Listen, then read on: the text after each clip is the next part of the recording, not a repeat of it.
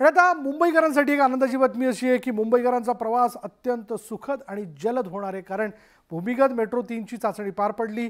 त्यामुळे मुंबईच्या पोटातून धावणारी मेट्रो लवकरच मुंबईकरांच्या सेवेत दाखल होणार आहे। पाहूयात त्यावरचा हा रिपोर्ट। मुंबईच्या पोटातून धावणार मेट्रो, भूमिगत मेट्रो लवकरच मुंबईकरांच्या सेवेत। आरे ते बीकेसी टप्प्याची प्रतीक्षा संपणार। आरे बीकेसी मार्गावरील मेट्रो 3च्या भूमिगत मार्गावरील चाचणी पार पडली। त्यामुळे बीकेसी ते आरे असा पहिला टप्पा असणार आहे।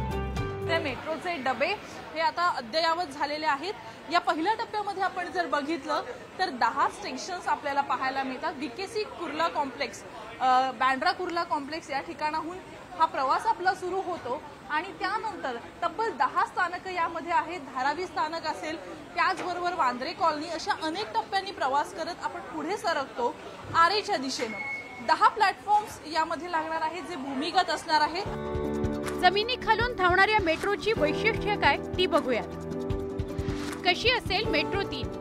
12.44 किलोमीटरच्या अंतरावर 10 स्थानक प्रस्तावित आहेत। यापैकी 9 भूमिगत स्थानक आणि आरेत एक ग्रेड स्थानक उभारण्यात आले।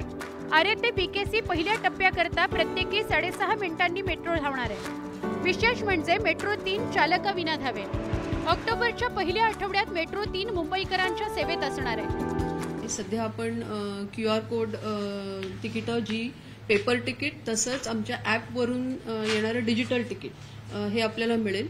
पण साधारण 30 ऑक्टोबर पर्यंत आपल्याला याच्यामध्ये NCMC कार्डची सुद्धा सुविधा उपलब्ध होणार आहे। मेट्रो 3 मुळे मुंबईकरांचा प्रवास अधिक वेगवान होणार आहे। नेहमी गजबजलेल्या बीकेसी मेट्रोतून मेट्रो 3 धावणार असल्याने मुंबईच्या रस्त्यावरील वाहतूक कोंडी कमी होण्यास मदत होणार आहे। सुस्मिता भदाणे पाटील, न्यूज 18 लोकमत, मुंबई।